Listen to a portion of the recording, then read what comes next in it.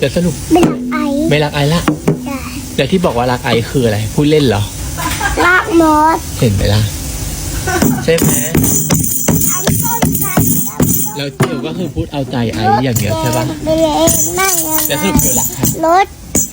ไม่อยู่รักมด ต้องเนาะใช่ไหมคะยังไงนะ รักมด แต่สรุป ไม่รักไอ ไม่รักไอละ ใช่ แต่ที่บอกว่ารักไอคืออะไรพูดเล่นเหรอ รักมด เห็นไหมล่ะใช่ไหม อันต้นชัน แล้วเกี่ยวก็คือพูดเอาใจไออย่างเดียวใช่ปะ ไปเลยไม่ แต่สรุปเกี่ยวรักใคร รถไม่อยู่รักมด ต้องเนาะ